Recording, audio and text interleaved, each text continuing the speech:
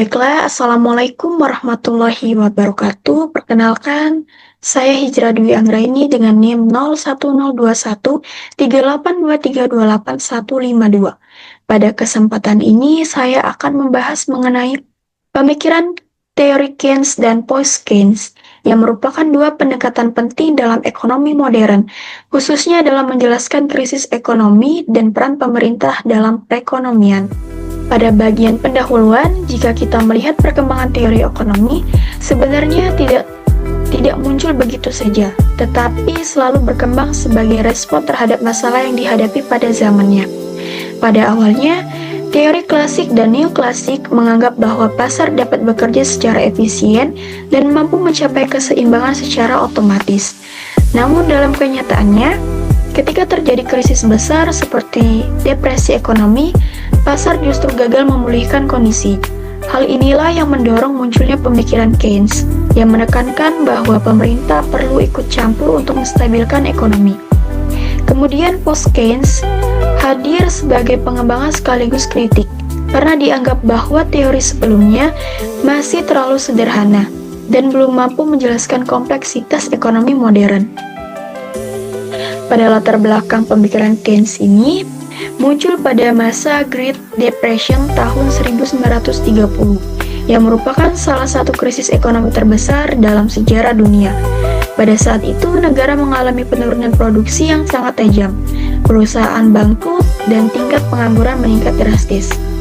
Menurut teori klasik, kondisi ini seharusnya bisa pulih secara otomatis melalui mekanisme pasar. Namun kenyataannya tidak demikian. Justru krisis berlangsung cukup lama. Dari sinilah Keynes berargumen bahwa pasar tidak selalu mampu menyeimbangkan diri, sehingga diperlukan peran aktif pemerintah untuk mengatasi krisis tersebut. Permasalahan utama yang terjadi bisa dijelaskan sebagai sebuah siklus negatif, dimulai dari krisis global yang menyebabkan aktivitas ekonomi menurun. Penurunan ini kemudian menurunkan permintaan agregat, baik konsumsi maupun investasi. Ketika permintaan turun, perusahaan mengurangi produksi karena barang tidak laku. Akibatnya, perusahaan melakukan pengurangan tenaga kerja sehingga pengangguran meningkat. Di sisi lain, ketidakpastian ekonomi membuat investor menahan investasi, sehingga ekonomi semakin terpuruk. Jadi masalah utamanya di sini terletak pada lemahnya permintaan agregat. Kemudian relevansi dari teori Keynes. Keynes menjelaskan bahwa faktor utama yang menentukan output dalam perekonomian adalah permintaan agregat, yaitu terdiri dari konsumsi, investasi, dan pengeluaran pemerintah. Jika permintaan agregat rendah, maka produksi akan turun dan pengangguran meningkat. Oleh karena itu, pemerintah harus masuk untuk meningkatkan permintaan, misalnya dengan meningkatkan belanja negara atau menurunkan pajak.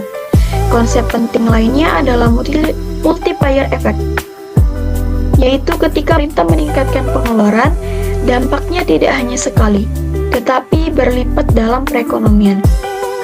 Selain itu, ada MPC yang menunjukkan kecenderungan masyarakat untuk mengkonsumsi, serta liquidity preference yang mempengaruhi suku bunga dan investasi. Konsep involuntary unemployment juga penting, yaitu pengangguran yang terjadi bukan karena pilihan individu, tetapi karena kurangnya lapangan kerja akibat permintaan yang rendah. Dalam konteks saat ini, teori Keynes masih sangat relevan. Misalnya saat pandemi COVID-19, yang dimana pemerintah di berbagai negara memberikan stimulus untuk menjaga ekonomi tetap berjalan.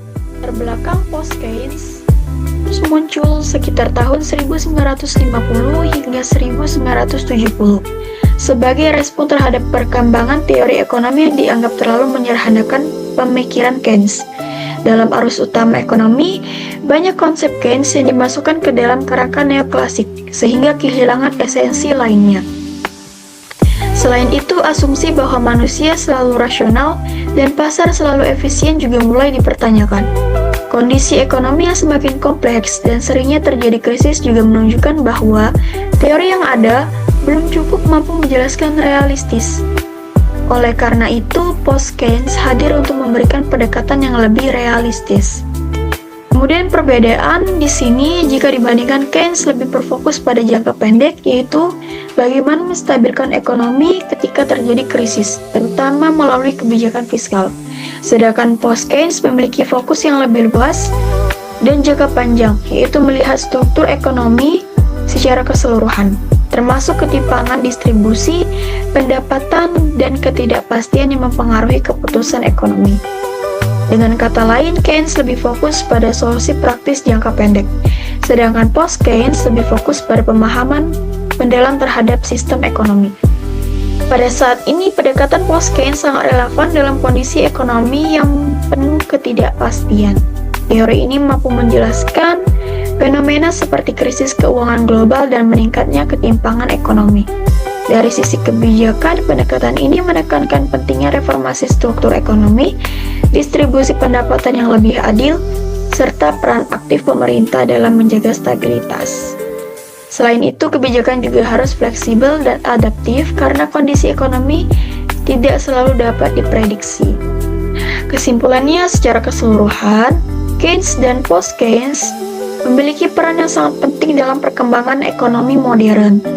Keynes memberikan solusi dalam jangka pendek untuk mengatasi krisis melalui intervensi pemerintah, sementara post-Keynes memberikan pemahaman yang lebih luas dan mendalam tentang bagaimana ekonomi bekerja dalam kondisi yang tidak pasti. Dengan demikian, dua pendekatan ini tidak saling menggantikan, tetapi justru saling melengkapi. Demikian yang dapat saya sampaikan. Terima kasih atas perhatian Bapak dan Ibu.